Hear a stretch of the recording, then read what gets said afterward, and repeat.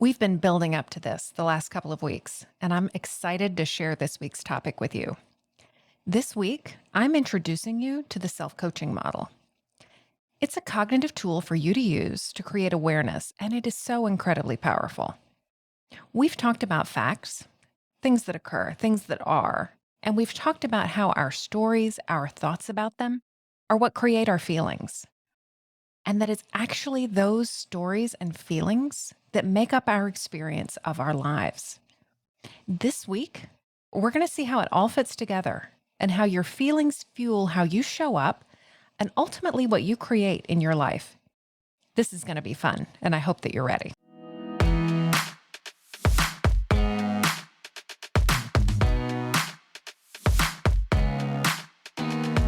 Welcome to Not Your Mama's Midlife Podcast with Stephanie Lee. On this show, we're going to talk about what it means to be a late Gen X or early millennial woman dipping her toes into midlife. I'm specifically talking to the woman who sees this stage of life as an opportunity to reflect on her life to date and to begin the second half with intentionality and purposefulness, whatever that may mean to her.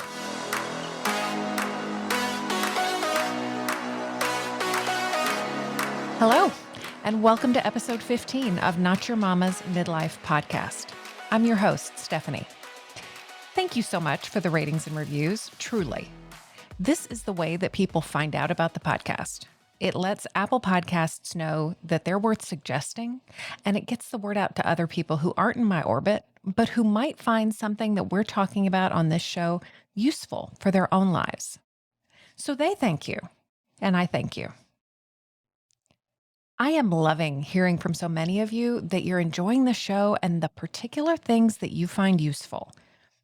Not only is it encouraging, which it really is, but it also helps me to know what type of content and topics are most useful for you. So it shapes future shows. My desire is to put content out there that meets your needs. So thank you for that feedback and keep it coming. Something that you may not be aware of is that I also send a weekly email newsletter with similar types of content and sometimes an additional nugget related to the podcast that sort of adds on a little bit more. This email comes out on Monday mornings, and it's a great way to start your week on a positive note.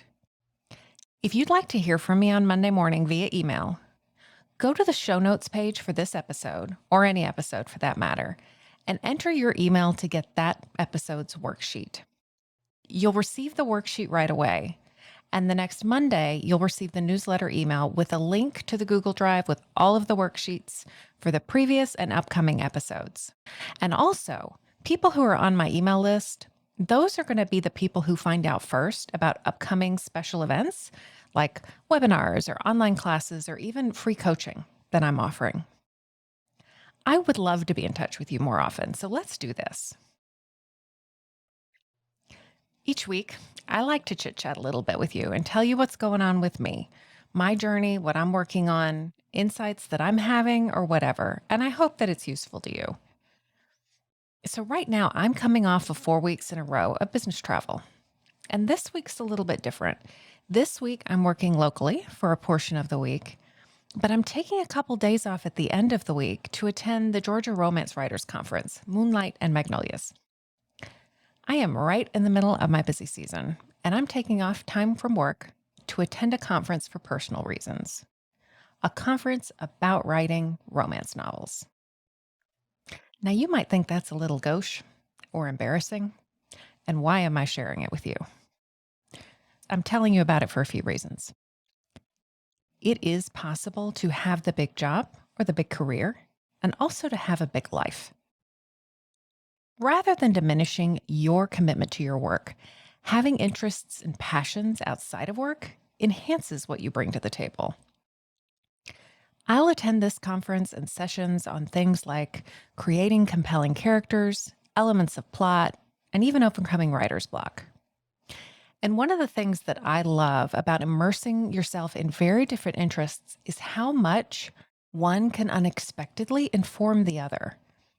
I'll end up having takeaways from this conference that I'll apply both at my day job and in life coaching. You've heard me talk a lot about the stories that we tell ourselves. This year, this event would have been really easy for me to pass by, and I honestly nearly didn't sign up. As I think about my personal pursuits right now, life coaching is where my attention is. Writing is something I want to do more of and know that I will do more of, but it's waiting in the wings right now. Attending this conference is a way for me to keep that thing that I want to do in the second half of my life, writing novels, present for me in the here and now. I also do that by reading and by keeping in touch with my writing friends. Also, attending this conference is a way that I offer myself purposeful rest. I've worked hard the last 4 weeks, and it's been all consuming, as it always is. And turning to something like this that is totally other is restorative to me. It's not lying prostrate on the couch rest, but it does provide a restful outlet. I will tell you, though, it's important for me that I think about it as purposeful rest and not as one more thing to do. I've got to go to that conference. It's so easy for me to slip into one more thing to do. But this is for me. And I have to remind myself of that, especially when I get up early in the morning to drive across town in Atlanta in traffic for conference sessions when I could be doing other things. I also know we're going to laugh and have a great time. I love the women that I have met attending this conference, women I never would have met otherwise, but that I've stayed in touch with now for several years. We laugh and are silly together and tell stories, and it is good for all of us. I'm looking forward to it, and I can't wait. What about you? What activity or event is there that you could participate in that would give you an outlet and some fun? A way to disengage from your focused work, or an opportunity to spend time on something that you want for the future? This again is one of those reasons it's good to know what we want in the future so we can begin thinking about those things and planting some seeds now. I would encourage you to find that thing. It's so worth it. So I want to give you some context for where we've been and where we're going before we dive into our topic for today.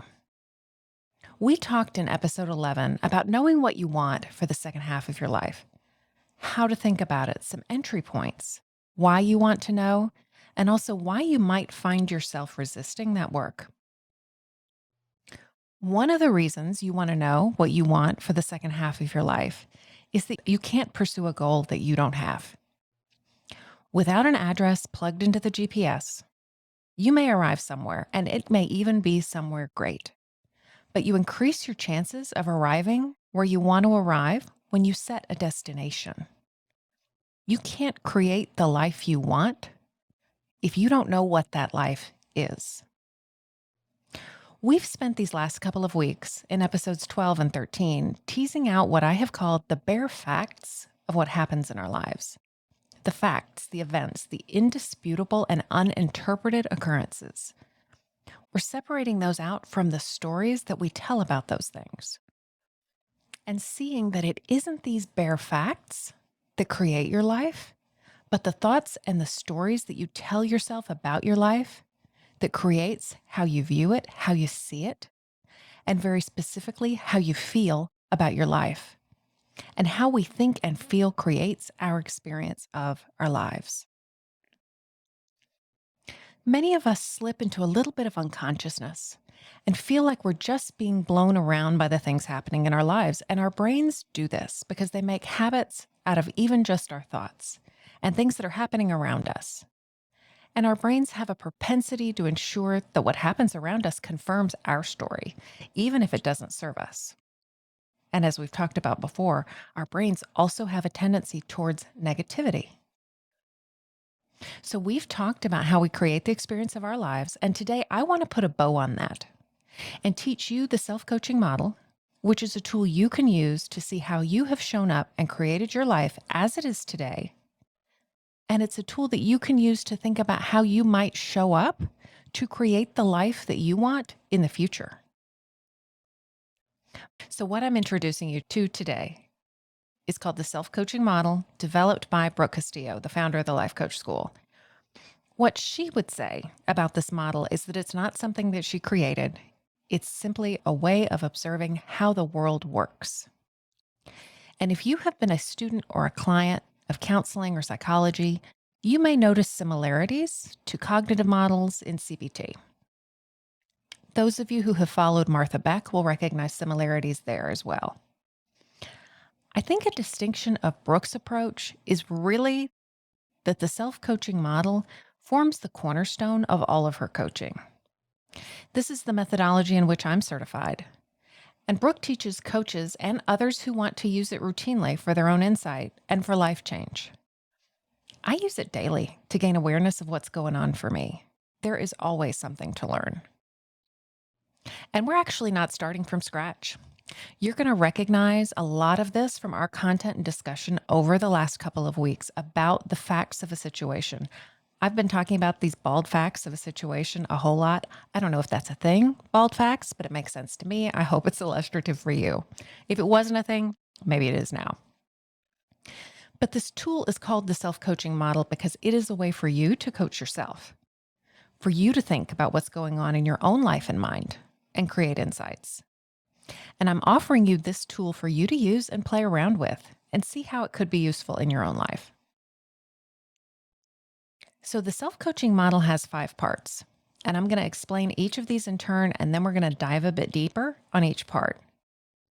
So 5 parts: circumstances, thoughts, feelings, actions, and results.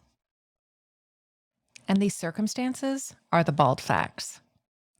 So circumstances are the explicit or strict, I would say, facts of a situation within which you find yourself, without any evaluation or interpretation or even summaries. These are things that are generally provable, not disputed, and not based on your own perspective. And we're trying to make them purposefully neutral. This is a tool that we're using, right?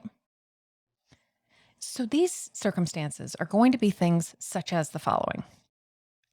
I received an email from my boss at 8:15 p.m. He said, "That dress brings out your eyes." There is $25K in my checking account on such and such date. My husband didn't say happy birthday on my birthday. So moving on to thoughts. Thoughts are what we've talked about as stories, even like flash fiction stories because of their brevity. They're just phrases in your brain. They're little bits, nuggets of story. So these are things like the following. He expects me to respond to email around the clock. He's talking about my eyes because he thinks my butt looks big. He thinks I'm beautiful. I'm secure. That's enough. That's not enough. I know he loves me. I'm not important to him. And then we go on to feelings. Feelings are just one word: sad, glad, mad, bad. If that's all you've got to describe your feelings, that is totally fine. But if you like a little bit more nuance as you're thinking about describing how you feel, that could be things like betrayed, burned out, delighted, excited, bored, restless. Of note, feelings are not things like, I feel like it's not enough, or I feel like he doesn't love me.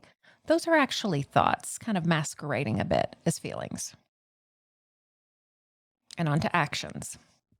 The actions are going to be things you do, things you don't do, things we would see if we were following you around with a video camera, and things happening in your mind, like ruminating. And lastly, results. And results are going to be what happens for you as a result of your action. Because the self-coaching model is about you. It's about your experience. So we've spent the last couple of weeks with circumstances and thoughts and feelings and looking at them in the big picture, kind of in the macro. What are all the thoughts? What are the actual facts? Where did the thoughts come from? Do they belong to me? Do I actually believe them? What are all of the feelings? And what are the thoughts creating them? So guess what? If you've been doing these exercises, you are already doing some self-coaching. And all of these are great entry points and ways to coach yourself when you're working through something. I bet you've already had some insights and gained some awareness as a result. And these are tools that I use all the time. The model is a bit more narrow in that we're going to narrow our focus to one thought and one feeling in our models. So let's walk through a model, shall we? We'll start at the top and identify our circumstance, our C. I've just abbreviated parts of the model with the first letter. So C, T, F, A, R. So when we're talking about something that happens to us, you might say, for example, I was meeting my friend for dinner and she didn't show up. And that feels very factual. And it's probably not untrue, but it actually does include a little bit of judgment and evaluation. We don't really know exactly what happened. We just know she's not present at the moment. So if we're thinking about the facts of the situation, what those facts, those circumstances might be, my friend and I arranged to meet for dinner at 5 p.m. Maybe you're going for the early bird special. And we arranged to meet at 5 p.m. and it's 5:15 and she has not yet arrived. Or perhaps even better, she has not arrived. Or even better, she's simply not here. Again, we're trying to remove the evaluation. We're trying to remove any sneaky thoughts that try to build themselves into our circumstance. Just simple facts, unevaluated of the situation. So our circumstance ends up being, we arranged to meet at 5 p.m. She's not here. And then we want to take a look at our thoughts about the situation.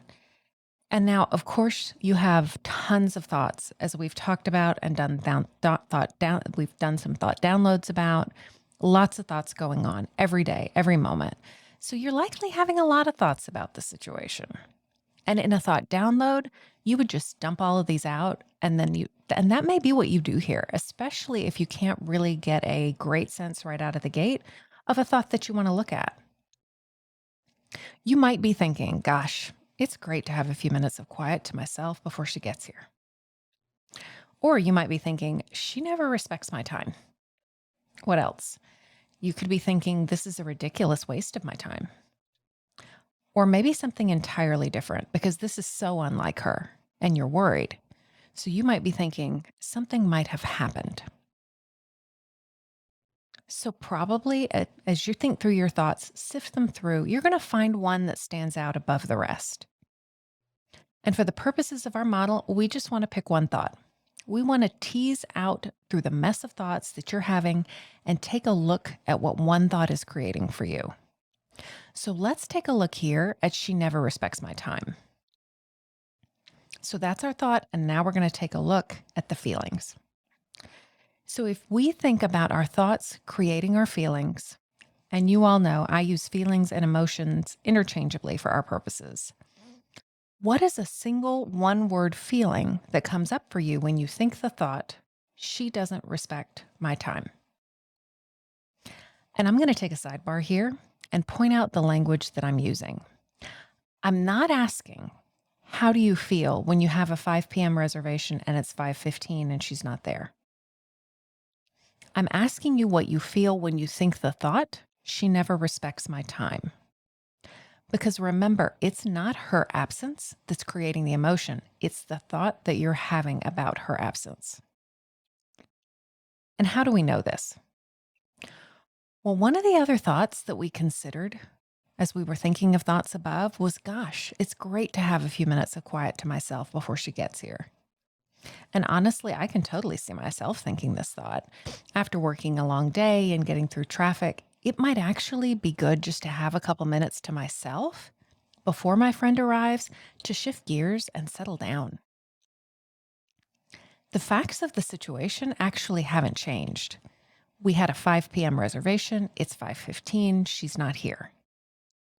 But if my predominant thought is that it's great to have a few minutes of quiet, the emotion that I'm going to be having is very different than if I'm thinking she doesn't respect my time. So let's go back to looking at the feeling that comes up when you think she doesn't respect my time. For me, the feeling that would generate is a little bit of anger. She doesn't respect my time. Yeah, I'm going to feel a little bit angry. What about you? If you think this thought, what emotion would it call up for you? Resentment, resignation, something else? There's no right answer. And as we think about our feelings, I have two images for you to consider. One of our feelings being the gasoline that fuel our actions. And the other image is thinking of our feelings as the soil from which our actions emerge. So, what does that feeling of anger create? Our feelings fuel how we show up, if you remember. I'm having the thought, she never respects my time, and I'm feeling angry. So, what do I do from a place of anger? I'm probably texting my husband and saying, she's done it again. It's like she doesn't respect my time at all. And maybe if I'm feeling super petty, I might get on Facebook and do a little vague booking about it, maybe alluding to waiting at the restaurant or something. I'm probably going to also mentally rehearse all of the other times that she's done this before or otherwise been inconsiderate in my mind. I'm not giving her the benefit of the doubt. I'm not really thinking about her as an adult who might have had something come up, who might have actually had a good reason for being late. So, another question to ask is what would I be doing if I wasn't angry? Because remember, I'm not angry because she's not there. I'm angry because I'm thinking she doesn't respect my time. So, if she was just not there and I wasn't angry, I might actually be enjoying the peace and quiet. I might be looking forward to our conversation and thinking about things I want to remember to tell her and the time we're going to spend together. I might be on Facebook, I'm Instagram, email. And as I said, I could be using that time just to come down from the busyness of the day and all the rushing around that we do. I'm not doing any of that though, because I've gotten myself riled up into a place of anger. So that's our action line. And the last line is our results. It's the what does this create for me line. Our results are always about us. My result is that I've wasted or disrespected my own time.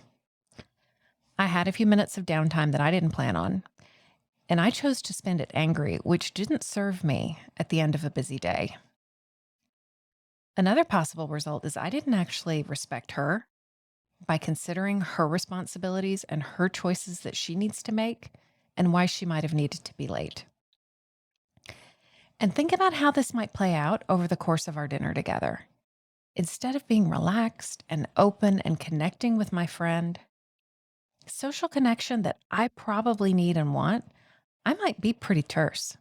I might be a little pissed off, frustrated, and it might take me longer to relax when she actually does show up. So think about how we would usually describe a situation like this. How would we talk about it? She showed up late, so I was pissed, and my evening was ruined. It had to happen that way. It couldn't have happened any other way. Her showing up late caused me to be pissed off. We think that the circumstances cause us to show up in a particular way that creates the results that we experience. This is how we live in the world, folks. We do this all day long. What the model illuminates for us is the role of our own thoughts and feelings. The fact that she didn't show up, the fact that she's not there at 5:15 after we made a 5 o'clock reservation to have dinner together, that isn't making me angry. The thought that's making me angry is my evaluation, my interpretation, my thought that this means she doesn't respect my time. And so, what can I do with this information when I've done a model on this and I've sort of figured it out? I do think when people are initially presented with this or they hear it from somebody, they think something like, well, okay, so I'm just not supposed to think this is disrespectful. I mean, clearly it's disrespectful, but I can tell myself it's not. And I would say it's really not about that at all. It's not about deciding that it's not disrespectful and that you just shouldn't think that and everything will be fine and you'll feel better, just gumdrops and sunshine. The point for me is for me to see that it isn't this thing outside of myself, her showing up late, that's creating an emotion within me. It's my own thinking about the situation that's creating the feeling. My actions, my results are created by my feeling. Seeing this puts me in a different place in terms of ownership of the situation. And I do want to save more of this discussion for another day, but I also want to answer this question in case it's pressing on your mind. If she had been there at 5 p.m. for our 5 p.m. reservation, I wouldn't have even had the thought that she was disrespecting me. True. My brain may not have had that same thought under different circumstances.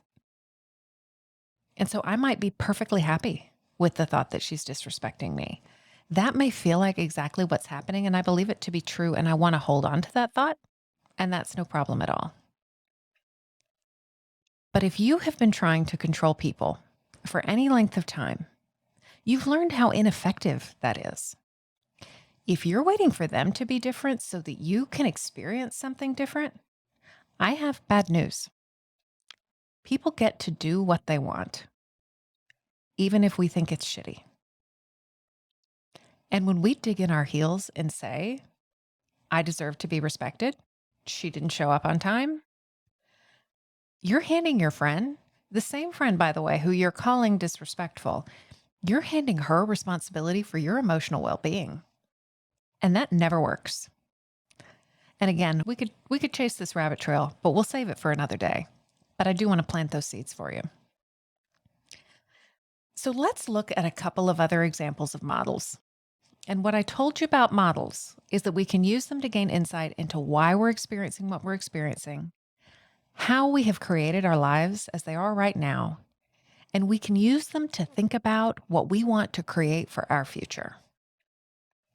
So we're going to take a look at just some simple models on the topic of weight loss with a client who wants to lose 40 pounds for the second half of her life. This is just the tip of the iceberg for how we can use these models, but I really want to build a foundation for you.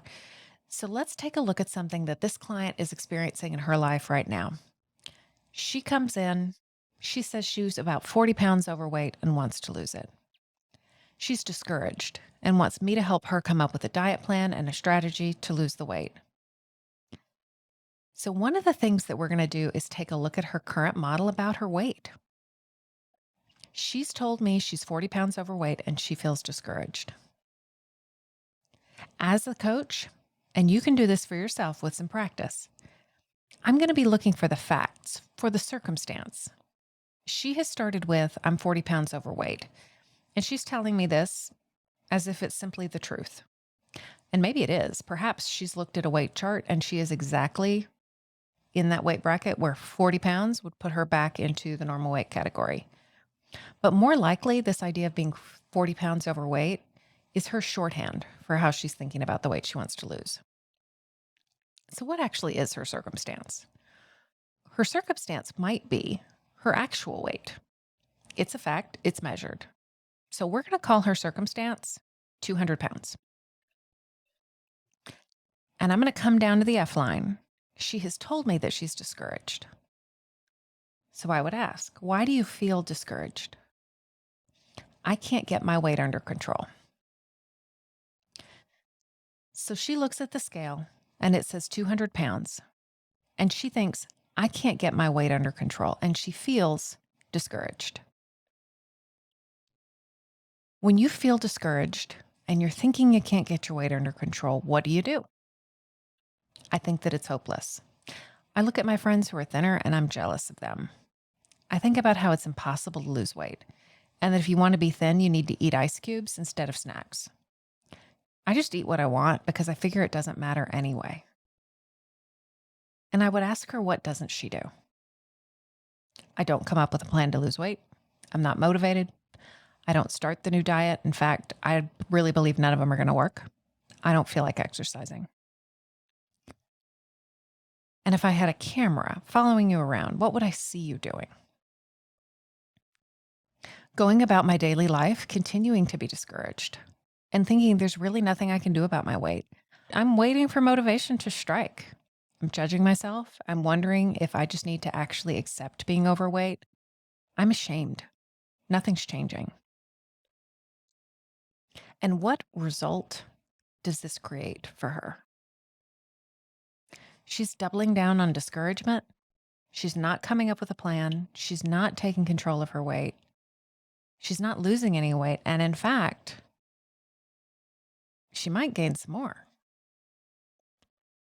So here's an observation that I want to make for you about this model. We think if we tell ourselves things like, I can't get this under control, I've got to get this under control, that we're going to shame ourselves into action. I need to make myself feel really bad and then I'll take action. But what you can see from this is that it doesn't actually work that way. The down on yourself self-talk, it just keeps you stuck. It keeps you where you are. Another option, and I point this out because we all do it. I've done it. I may be doing it right now, in fact. Not only is she not moving forward with losing weight, which is what she wants for the second half of her life, she's in a pattern that makes her feel like crap. About that mistakenly thinking that it will at some point flip over and turn into motivation.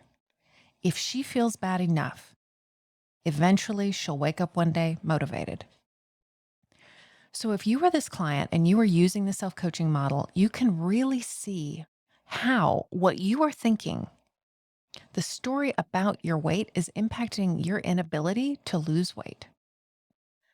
How your thoughts and your story are creating what you're experiencing right now. So let's look at it another way. Let's start with the results in the model.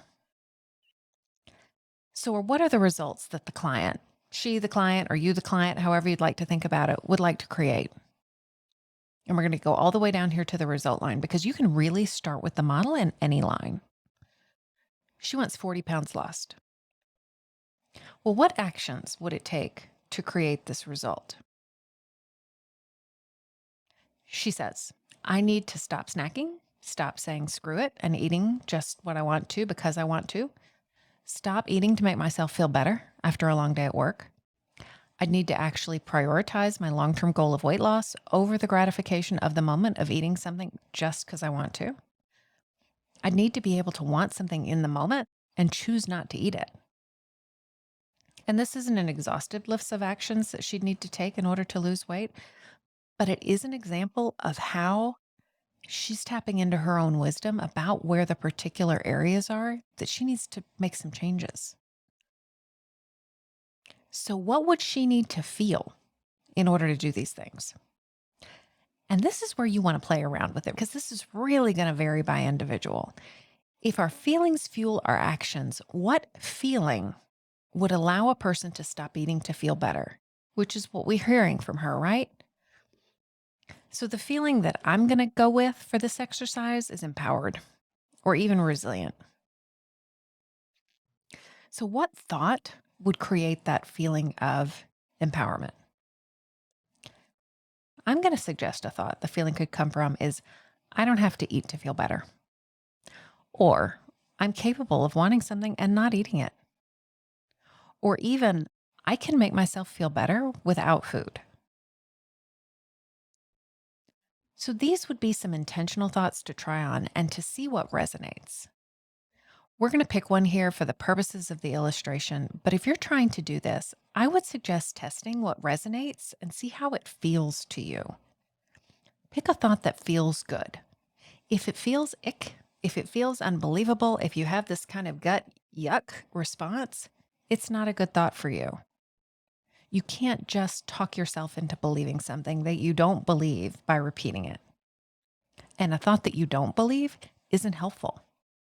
It really has the effect of getting you to dig in even further. So going back to the model, what would her circumstances be here? It might just be her weight. So again, 200 pounds. Or we could use the goal itself. I have set a goal of losing 40 pounds. Hopefully this gives you an idea of how you could use this tool to set a goal and reverse engineer your thoughts and your feelings to set you up in a way that you can show up to achieve your goal. We're just getting our toes wet here. At some point in the future, we'll talk about goal setting some more and we'll do some more work with this. But I just really now want to give you an idea of something that you could play around with. So today I've given you a taste of the self-coaching model, something you can use yourself to gain insight into how you're showing up in your current situation. We looked at a couple of examples about how you can use it to see how you create the specific results in your life. And we've also played around with using it to reverse engineer what you might want in the future. It's a little complicated.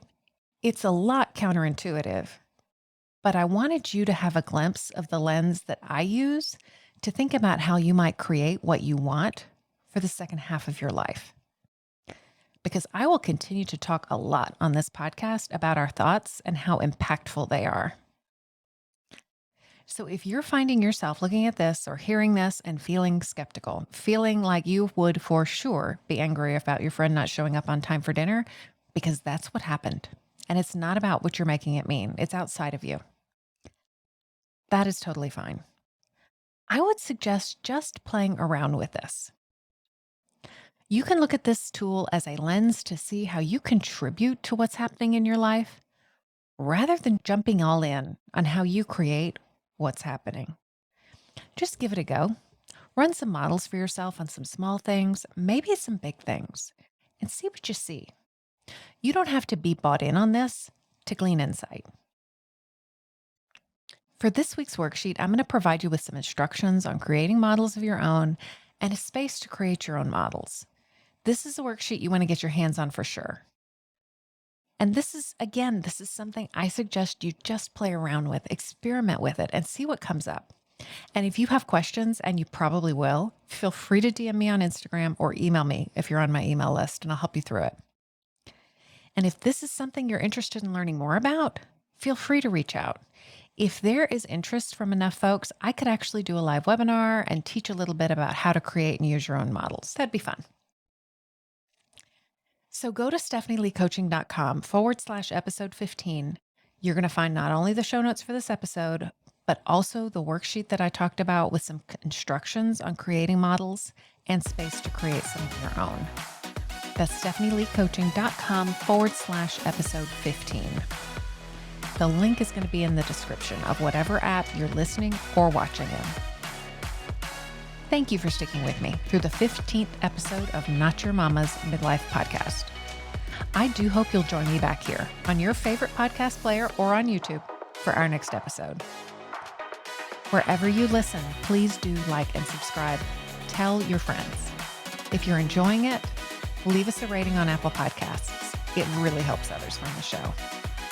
Have a great week, and I can't wait to chat with you again soon. Bye.